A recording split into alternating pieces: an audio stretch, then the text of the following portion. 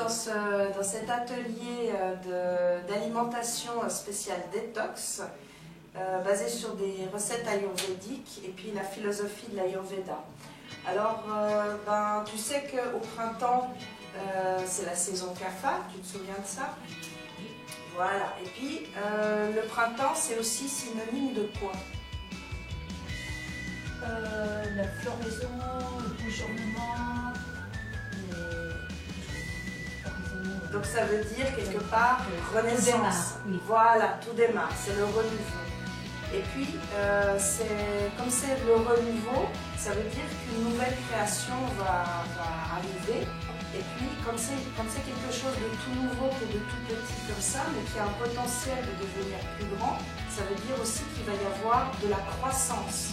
Donc on peut dire aussi que Kapha, la bioénergie Kapha, est responsable de la croissance, également en nous. Et Kapha, pour rappel, c'est une combinaison des éléments terre et eau. C'est les deux éléments les plus denses et les plus lourds qui existent parmi les 5 éléments. La terre et l'eau.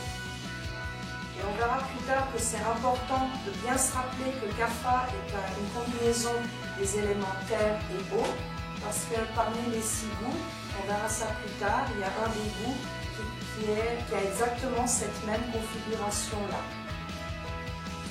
Au printemps, ça veut dire aussi que le métabolisme ralentit. Et si le métabolisme est ralenti, ça veut dire que les toxines vont s'accumuler.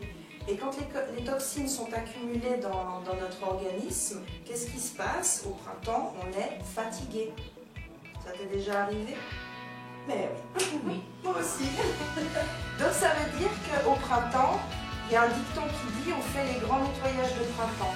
Eh bien, il en va de même également pour notre organisme. On a 5 émonctoires, un peu plus, mais disons 5 organes qui font le travail de nettoyage au quotidien. Il s'agit du foie, des intestins, des poumons, des reins et de la peau.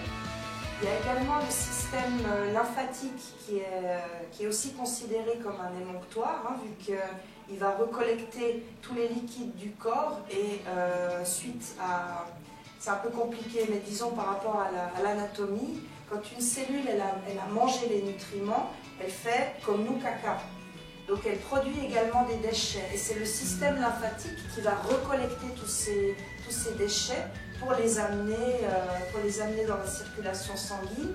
Et la circulation sanguine va passer par le foie et les reins en particulier. Et les reins vont filtrer le sang pour débarrasser le sang des toxines. Le foie, lui, il va filtrer le sang qui vient de la digestion, donc ça veut dire tout ce qu'on a mangé va passer dans le sang, enfin une bonne partie va passer dans le sang, et tout ce sang collecté depuis les intestins, depuis l'intestin grêle, il va être amené au foie pour être nettoyé et purifié. D'accord. Donc ça veut dire que le foie est aussi un organe qui nettoie le corps. Et puis, au printemps, selon la médecine chinoise, la médecine ayurvédique dit aussi également la même chose. Mais au printemps, il faut s'occuper de nettoyer le foie. Chaque saison, il y a un organe en particulier sur lequel on va mettre le focus. Et puis, le printemps, c'est le foie. D'où les détox printanières que tu connais bien, évidemment. Parmi les 6 goûts, donc nous avons le goût doux, le goût salé, l'amer et l'acide. Ça, c'est les goûts qu'on connaît bien en Occident.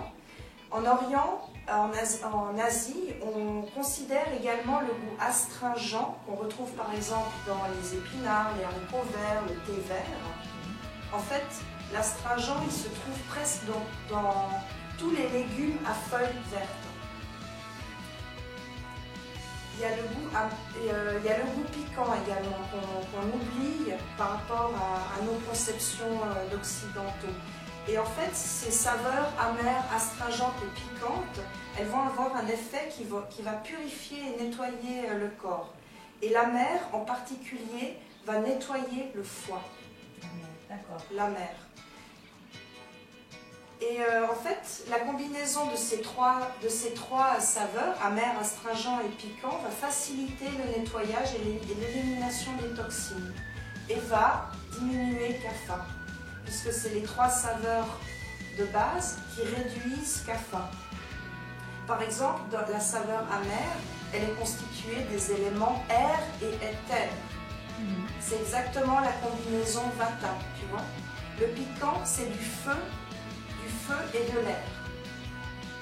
Donc le feu va réchauffer CAFA qui a une tendance à être froide, à être lourd. Donc le feu va commencer à le bouger.